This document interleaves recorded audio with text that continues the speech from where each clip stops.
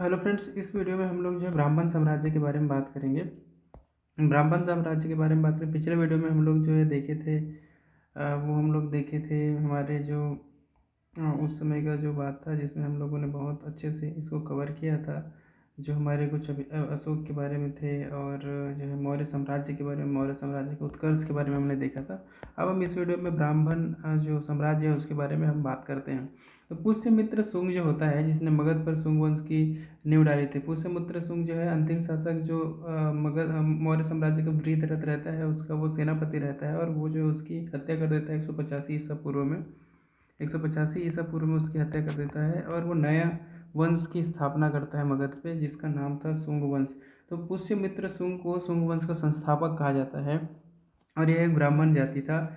शुंग शासकों ने अपनी राजधानी विदिशा में बनाई। विदिशा जो मध्य प्रदेश में है, वहाँ पे उन्होंने अपनी राजधानी बनाया। इंडो यूनानी शासक मिनांडर को पुष्यमित्र शुंग ने पराजित किया। तो पुष्यमित्र शुंग के बारे में एक फैक्ट ये है कि इन्होंने इंडो यूनानी जो था, इंडो ग्रीक जो शासक थे मिनांडर, मिनांडर को पुष्यमित्र शुंग जो है पराजित करता है।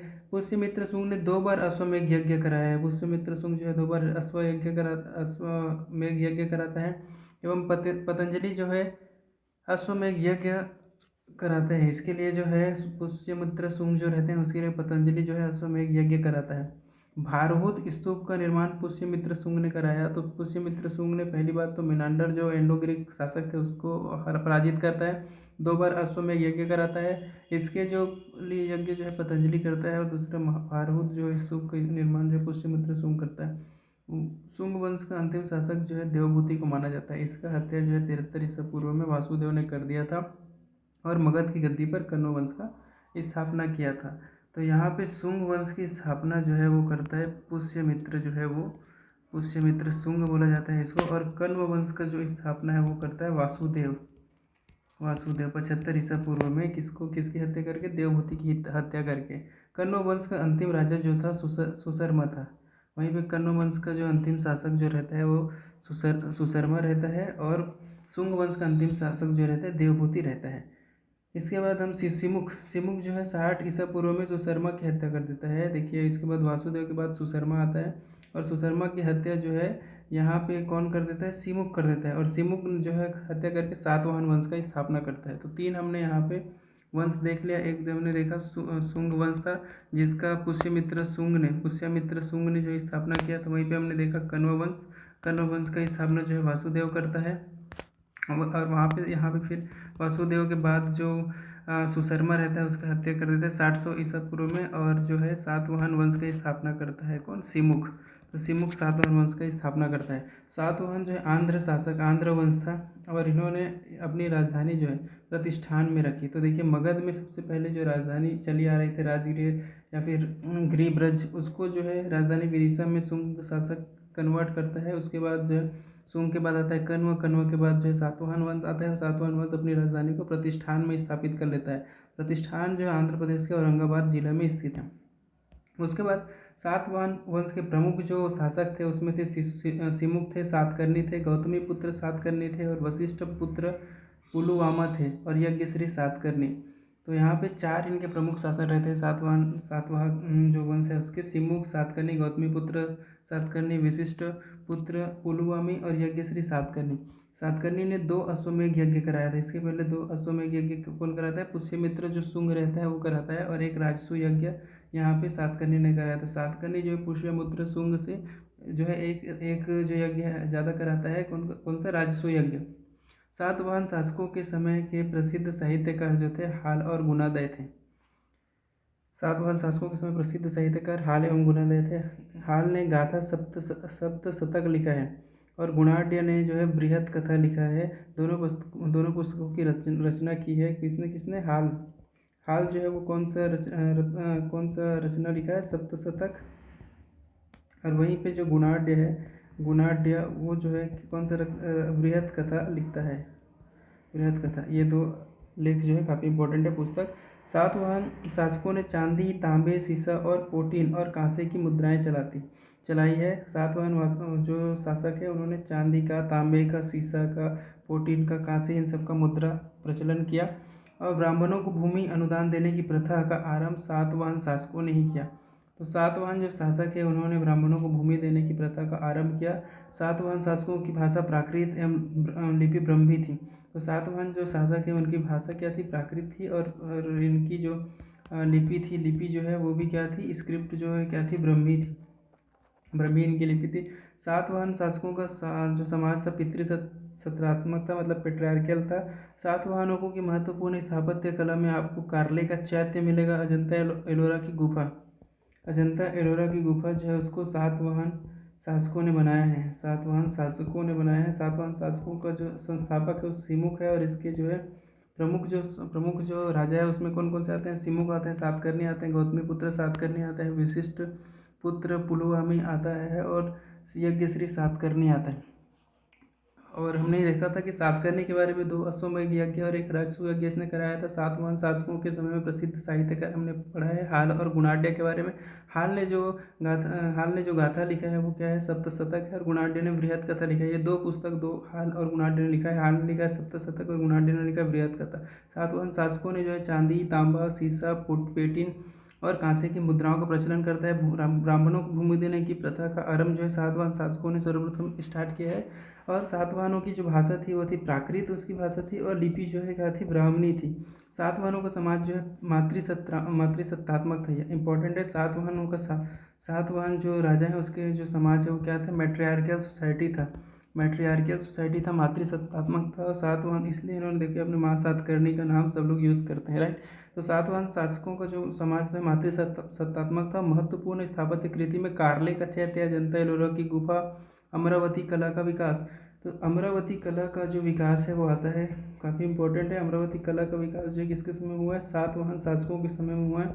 इसके अलावा जो प्रमुख और जो कृतियाँ हैं उसमें क्या आता है, कार्ले का चैत्य, कार्ले का जो है चैत्य, कार्ले का चैत्य, और इसके बाद जो है कौन सा, अजंता एलोरा की गुफा, अजंता एलोरा की गुफा, और इसके अलावा जो है अमरावती कला का विकास, ये सब जो है सातवाहन युग के समय की, सातवाहन जो शासक है वंश है उन सब की समय की क्या थी, खासियत थी। भारत में यवन राज्य, यवन मतलब कौन सा, जो यवन राज्य है, ग्रीक राज्य है, उसके बारे में हम देखेंगे। तो भारत पर आक्रमण करने वाले विदेशियों का एक बार क्रम देख लेते हैं। भारत पर कौन कौन से विदेशियों ने जो आक्रमण किया उसका क्रम किया। तो सबसे पहले इंडो ग्रीक, जिसको हिंदी यूनानी बोला जाता है, और यवन जो है उनको क्या बोला जाता है, बैक्टीरिया जो बोला जाता है वो है।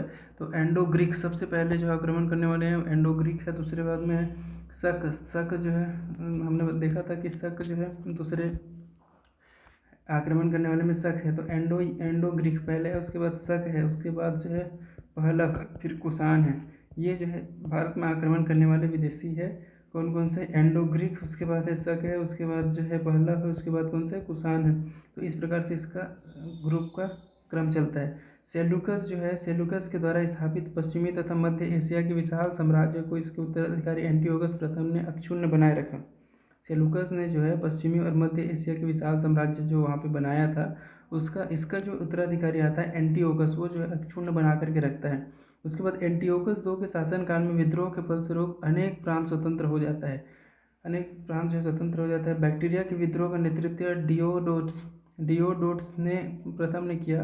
तो जो बैक्टीरिया जो रहता है, यवन जो रहता है, उसका जो है विद्रोह का नेतृत्व डियोडोट्स प्रथम करता है। और बैक्टीरिया पर डियोडोट्स प्रथम के साथ इन राजाओं ने क्रमशः शासन किया, जिसमें डियोडोट्स टू आता है, यूथेडिमस और डेमिट्रियस। मिनेंडर को कौन हराया रहता है, तो मिनेंडर को जो है पुष्यमित्र शुंग जो है हराता है, और ये यवन का राजा रहता है। और यूक्रेटाइड्स और आल्किडस और हर्मिक्स, ये जो है कहाँ पर शासन करता है, लगातार बैक्टीरिया पर शासन करता है। तो बैक्टीरिया जो है डियोडोट्स प्रथम के नेतृत्व में क्या होता है, विद्रोह होता है, और उसके बाद बैक्टीरिया जो है कई सारे प्रांत में बढ़ जाता है। और उस समय यहाँ पे शासन करते हैं कौन कौन से, डियोडोट्स, मिनेंडर और यूक्रेटाइड्स, एंटी आल्किड्स और हर्मिक्स, डियोडोट्स II और यूथेडिमस, इन सब जो है वहाँ पे शासन करते हैं।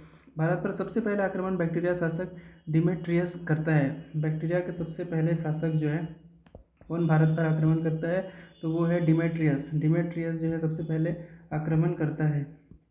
भारत के ऊपर। डिमेट्रियस जो है कहाँ के यवन शासक है जो सबसे पहले आक्रमण करता है भारत पर। वो जो है 190 ईसा पूर्व में आक्रमण करता है, 190 ईसा पूर्व में आक्रमण करता है और अफगानिस्तान, पंजाब, सिंध के बहुत बड़े भाग पर अधिकार कर लेता है। तो अफगानिस्तान, पंजाब और सिंध के बहुत बड़े अधिकार पर 190 बीसी में डियो डेमेट्रियस जो है आक्रमण करता है। डेमेट्रियस आक्रमण करता है और जीत भी लेता है। डेमेट्रियस जो है 190 बीसी में अफगानिस्तान, पंजाब और सिंध, अफगानिस्तान, पंजाब और सिंध के बहुत बड़े भाग को ये जीत लेता है। इसके शासनकाल में इन्होंने सकाल, तो सकाल एक जगह है जिसमें अपनी राजधानी बनाता है। ये सकाल को अपना कैपिटल बनाता है कौन? डिमेट्रियस। डिमेट्रियस जो है यवन शासक है जो सबसे पहले आक्रमण करता है 190 बीसी में और ये जीत लेता है पंजाब को और सिंध को जीत लेता है। पंजाब, सिंध और अफगानिस्तान के बहुत बड़े हिस्से को जीत लेता है और सकाल को क्या बनाता है? अपना कैपिटल बनाता है। उसके बाद इसे ही हिंदू यूनानी या बैक्टीरिया यूनानी कहा जाता है। इसे ही एंडो यूनानी, इंडो ग्रीक या फिर बैक्टीरियाई कहा जाता है। हिंदी यूनानी शासकों में सबसे अधिक विख्यात जो था मीनांडर था। जो मीनांडर 165 से लेकर के 145 बीसी तक यहाँ पे जो था, इसकी राजधानी सकाल, आधुनिक जो सियालकोट है उसी को सकाल कहा जाता है। पंजाब का जो सियालकोट है या उसको क्या कहा जाता है? सकाल कहा जाता है। जो आधुनिक रूप में जिसको सियालकोट कहा जाता है वही क्या है? उस समय का सकाल है। ठीक है। और सबसे प्रसिद्ध जो इंडो बैक्टीरियाई जो शासक थे उसका नाम था मीनांडर, और मीनांडर जो है 165 से 145 तक उसका काल था। ठीक है, 145 से 165 से 145 बीसी तक। मीनांडर ने नागार्जुन से बौद्ध धर्म की भिक्षा लेता है। मीनांडर जो रहता है वो किससे? नागसेन, जिसको नागार्जुन बोला जाता है। मीनांडर जो है नागसेन या फिर नागार्जुन से, नागसेन या नागार्जुन जो रहता है उसी से बौद्ध धर्म की भिक्षा लेता है और मीनांडर जो है बौद्ध धर्म स्वीकार कर लेता है। मीनांडर ने प्रथम एवं नागसेन द्वारा दिए गए उत्तर के एक पुस्तक में मिलिंद पन्हो जो लिखा हुआ है, मिलिंद पन्हो लिखा गया है जिसमें मिलिंद के प्रश्न हैं। मीनांडर एवं नागसेन के बीच में जो प्रश्न उत्तरी होता है उसको मिलिंद पन्हो नामक जो एक लेख है या एक बुक है उसमें लिखा गया है। हिंदी यूनानी भारत के पहले शासक हुए जिनके जारी सिक्कों के बारे में निश्चित रूप से कहा जा सकता है कि सिक्के किन किन राजाओं के। तो एंडो बैक्टीरिया ही मतलब ऐसे पहले शासक है इतिहास में जिनके सिक्कों के बारे में कहा जा सकता है कि कौन कौन जो है राजाओं के कौन कौन से सिक्के हैं। भारत में सबसे पहले हिंद यूनानी, एंडो बैक्टीरिया, एंडो ग्रीक सोने के सिक्के जारी किए थे।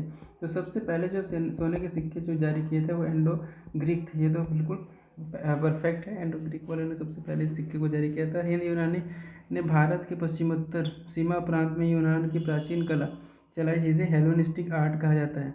इन्होंने पश्चिम उत्तर सीमा प्रांत में, भारत के पश्चिम उत्तर सीमा प्रांत मतलब वही हो गया आपका अफगानिस्तान वाला क्षेत्र हो गया, पंजाब और सिंध वाले क्षेत्र में इन्होंने एक प्राचीन कला चलाई जिसको हेलेनिस्टिक आर्ट कहा जाता है। हेलेनिस्टिक आर्ट कहा जाता है और यही हेलेनिस्टिक आर्ट को बेसिकली एंडो ग्रीक आर्ट भी कहा जाता है। So Indo Greek art is Hellenistic art. ये हो गया हमारे भारत में यवन राज्य के बारे में। यवन राज्य के बारे में इंडिया में आक्रमण करने वाले सबसे पहले जो थे वो एंडो ग्रीक थे। उसके बाद जो आए वो थे शक थे, उसके बाद पहलव थे, फिर कुषाण थे। तो इस प्रकार से उसके बाद सबसे पहले हम लोग यहाँ पे देखते हैं शकों के बारे में। यूनानियों के बाद जो आक्रमण करने के लिए आए वो थे शक थे। शक की 5 शाखाएँ थी, हर शाखा की राजधानी भारत और अफगानिस्तान में अलग अलग भागों में थी। तो जो शक जो वंश था उसकी 5 क्या थी? शाखाएँ थी और सब शाखा की राजधानी इंडिया में ही और अफगानिस्तान में अलग अलग जगहों में थी। पहली शाखा अफगानिस्तान में, दूसरी शाखा पंजाब जिसकी राजधानी तक्षशिला थी, तीसरी शाखा मथुरा में थी, चौथी शाखा और पांचवी शाखा ऊपरी दक्कन पर प्रमुख स्थापित थी। यहाँ पे हम देखेंगे शक मूलतः मध्य एशिया के निवासी थे। जिस प्रकार से कहा जाता है कि आर्य जो है सेंट्रल एशिया से आया था मैक्स मुलर की थ्योरी के हिसाब से, वैसे ही शक जो थे वो भी मध्य एशिया से आए हुए थे, सेंट्रल एशिया से आए हुए थे, ये कहा जाता है। उसके बाद चारागाह की खोज में जो शक है वो जो है इंडिया में आए थे। 58 ईसा पूर्व में उज्जैन के एक स्थानीय राजा ने शक को पराजित करके बाहर खदेड़ दिया और विक्रमादित्य की उपाधि धारण कर ली थी। 5800 बीसी में जो एक राजा था कहाँ का? उज्जैन का एक राजा था, वो जो है शकों को क्या कर देता है? युद्ध में खदेड़ देता है और विक्रमादित्य की उपाधि धारण कर लेता है। विक्रमादित्य की उपाधि धारण करता है। उसके बाद शकों के बारे में, शकों पर विजय के उपलक्ष्य में 58 ईसा पूर्व में नया विक्रम संवत चलता है। ठीक है। नया विक्रम संवत के नाम से प्रारंभ हुआ। उसी समय विक्रमादित्य की उपाधि भी लोकप्रिय उपाधि बन गया, जिसकी संख्या कुल मिलाकर के भारतीय इतिहास में देखा जाता है तो 14 बार लोगों ने राजाओं ने जो है विक्रमादित्य की उपाधि धारण किया है इतिहास में। सबसे अधिक 41। शकों की अन्य शाखाओं की तुलना में दक्षिण भारत में प्रभुत्व स्थापित करने वाली शाखा ने सबसे लंबे समय तक भारत में शासन किया, लगभग 4 शताब्दी, मतलब 400 सालों तक। उसके बाद गुजरात में चल रहे समुद्री व्यापार से यह शाखा काफ़ी लाभान्वित हुई और भारी संख्या में चांदी के सिक्के जारी किए। सबसे पहले सोने के सिक्के जारी किए थे इंडो ग्रीक ने, लेकिन यहाँ पे शक वालों ने सबसे ज़्यादा संख्या में चांदी के सिक्के जारी किए, क्योंकि यह गुजरात में हो रहा था समुद्र के मार्ग से, उसमें से काफ़ी लाभान्वित हुए। शकों की सबसे प्रतापी शासक जो है रुद्रदामन प्रथम था। रुद्रदामन प्रथम जो है वो शकों का सबसे जो है प्रतापी या फिर सशक्त जो शासक थे वो थे रुद्रदामन प्रथम, जिसका शासनकाल जो है 130 से लेकर के 150 बीसी तक, ईस्वी तक, सॉरी एडी तक, 130 से लेकर के 150 एडी तक गुजरात के बड़े भाग पर था। उसने काठियावाड़ की जो अर्धशुष्क सुदर्शन झील थे, रुद्रदामन जो है काठियावाड़ की सुदर्शन झील अर्धशुष्क जिसको मौर्यों ने बनाया था, उसका जीर्णोद्धार कराया था। रुद्रदामन संस्कृत का बड़ा प्रेमी था। उसने ही सबसे पहले विशुद्ध संस्कृत भाषा में सबसे लंबा अभिलेख, जो गिरनार गुजरात का अभिलेख है, वो रुद्रदामन से संबंधित अभिलेख है और वो सबसे लंबा है संस्कृत का। उसको किसने लिखवाया था? रुद्रदामन ने। इसके पहले सभी अभिलेख जो है प्राकृत भाषा में लिखे जाते थे। हम लोगों ने देखा कि जो शुंग वंश था उसका भाषा प्राकृत था और लिपि ब्राह्मी था। भारत में शक राजा अपने को क्षत्रप कहते थे, तो क्षत्रप की उपाधि जो थी वो किसकी थी? शक राजाओं की उपाधि को क्षत्रप कहा जाता था। उसके बाद हम लोग आगे देखेंगे कुषाण वंश के बारे में। हमने सबसे पहले देखा इंडो ग्रीक के बारे में, फिर शकों के बारे में देखा। उसके बाद हम लोग जो है अभी देखेंगे, उसके बाद हम लोगों ने देखा अभी जो था वो था, अभी हम लोगों ने जो देखा वो शक राजाओं के बारे में था। उसके बाद कुषाण के बारे में देखेंगे, फिर पहलवों के बारे में देखेंगे। ठीक है, अभी कुषाणों के बारे में देख लेते हैं। तो कुषाण जो है वो पहलव के बाद कुषाण आए। पहलव के बाद कुषाण आए। कुषाण जिसको युची या तोखरी भी कहलाते हैं, तो कुषाण को युची या तोखरी के नाम से भी जाना जाता है। कुषाण को दो नामों से जाना जाता है। कुषाण को युची या फिर तोखरी के नाम से भी जाना जाता है। युची नामक एक कबीला 5 कुलों में बढ़ गया था, उन्हीं एक कुल में से थे कुषाण, इसलिए इसको युची भी कहा जाता है। कुषाण वंश के संस्थापक कुलुज कटफिसेस थे।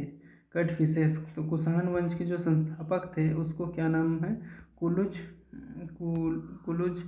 कटफिसेस थे। कटफिसेस जो है उसका संस्थापक, कुलुट कटफिसेस जो है इसका संस्थापक। इस वंश का सबसे प्रतापी राजा जो था कुषाण वंश का वो कनिष्क था। इसकी राजधानी पेशावर थी। कनिष्क की राजधानी जो है क्या थी? कनिष्क की राजधानी जो थी पेशावर थी।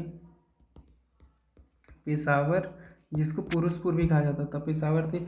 कुषाणों की द्वितीय राजधानी मथुरा थी। तो कुषाणों की 2 राजधानी थी, एक थी पेशावर और दूसरा जो था वो था मथुरा। तो कनिष्क की 2 राजधानी पेशावर और मथुरा थी इनकी। अब कनिष्क जो है 78 ईस्वी पर, 78 एडी पर वो क्या बैठता है? कनिष्क जो 78 एडी पर किस में बैठता है? गद्दी पर बैठता है और एक संवत चलाता है जिसको क्या बोला जाता है? शक संवत कहलाता है। क्यों? क्योंकि ये जो है शक संवत कहलाता है। भारत सरकार द्वारा इसको भी प्रयोग में लाया जाता है। बौद्ध धर्म की चौथी संगति कनिष्क के शासनकाल में कुंडन कुलम में होता है। कनिष्क जो है क्योंकि उत्तर में ही अच्छा प्रमुख रूप से शासन करते रहता है, इसलिए चतुर्थ संगति जो होता है कहाँ पे होता है? कुंडन कुलन में, 1 एडी के आसपास होता है, क्योंकि 78 में गद्दी में बैठा है। और इस समय जो है प्रसिद्ध थे बौद्ध विद्वान वसुमित्र इसकी अध्यक्षता करता है। इसकी अध्यक्षता कौन करता है? वसुमित्र करता है। कनिष्क बौद्ध धर्म के महायान संप्रदाय का अनुयायी था। तो कनिष्क जो है किसका? बौद्ध धर्म के महायान जो संप्रदाय है उसका ये अनुयायी होता है। महायान संप्रदाय का अनुयायी कौन है? कनिष्क है। आरंभिक कुषाण शासकों ने भारी संख्या में स्वर्ण मुद्रा जारी किए, जिनकी शुद्धता गुप्त काल की मुद्रताओं से उत्कृष्ट थी। इन्होंने जो स्वर्ण सिक्के जारी किए वो सबसे प्योर थे। तो प्योरेस्ट फॉर्म में स्वर्ण मुद्रा जो जारी किया वो कुषाण वंश के शासकों ने किया है। कनिष्क का जो राजवैद्य था वो चरक था और चरक संहिता की रचना इसने किया है। कनिष्क के राजवैद्य कौन था? चरक, और इसने चरक संहिता की रचना किया है। विभास सूत्र के रचनाकार वसुमित्र है, हम लोगों ने देखा। वसुमित्र जो है प्रमुख बौद्ध विद्वान थे, जो चौथा संगीति जो होता है बौद्ध का उसमें उसको अध्यक्ष बनाया रहता है। इसे बौद्ध धर्म का विश्वकोश कहा जाता है। तो बौद्ध धर्म का विश्वकोश महाविभास सूत्र को बौद्ध धर्म का क्या कहा जाता है? विश्वकोश कहा जाता है। किसका? विश्वकोश कहा जाता है बुद्ध का, बुद्ध धर्म का विश्वकोश इसको कहा जाता है। कनिष्क के राजकवि जो थे अश्वघोष थे, और अश्वघोष ने बुद्ध चरित का रचना किया है। अश्वघोष ने बुद्धों की रामायण बुद्ध चरित का रचना किया है। और वसुमित्र, पार्थ, नागार्जुन, महाचेत और संरक्षक भी कनिष्क के दरबार की भभूति थे। कौन कौन से? वसुमित्र हो गया, पार्थ हो गया, नागार्जुन हो गया, महाचेत और संरक्षक। वसुमित्र, पार्थ व नागार्जुन, महाचेत और संघरक्षी कनिष्क के दरबारी विभूति थे। भारत का आइंस्टाइन नागार्जुन को कहते हैं। इनकी पुस्तक जो है माध्यमिक सूत्र, इसकी पुस्तक नागार्जुन से सापेक्षता सिद्धांत प्रस्तुत किया है। कनिष्क की मृत्यु जो होता है 102 AD में हो जाता है। और कुषाण वंश का अंतिम जो शासक था वो वासुदेव था। वासुदेव से याद आया, कण्व वंश का जो संस्थापक रहता है वो भी क्या रहता है? वासुदेव रहता है, लेकिन ये अलग वासुदेव है। गंधार शैली, मथुरा शैली का विकास कनिष्क के शासनकाल में हुआ है। गंधार शैली और मथुरा शैली का जो विकास है वो कनिष्क के शासनकाल में हुआ है। हमने देखा कि कनिष्क की जो राजधानी था वो एक जो था वो था पेशावर में, और दूसरा जो था वो मथुरा था। मथुरा शैली से संबंधित है। मथुरा शैली जो है जैन धर्म से भी संबंधित है। ठीक है। तो रेशम मार्ग पर नियंत्रण रखने वाले शासकों में सबसे प्रसिद्ध जो था वो कुषाण था। कुषाण जो है रेशम मार्ग पर नियंत्रण रखने वाले शासकों में सबसे प्रसिद्ध शासक था। रेशम मार्ग बनाने की तकनीक का आविष्कार सबसे पहले चीन में हुआ था। रेशम बनाने की तकनीक का सबसे पहले आविष्कार चीन में हुआ था। कागज बनाने की तकनीक का आविष्कार भी सबसे पहले चीन में ही हुआ था। अब इसके बाद हम लोग चलते हैं गुप्त साम्राज्य की तरफ। अगले वीडियो में हम लोग गुप्त साम्राज्य के बारे में बात करेंगे। Thank you.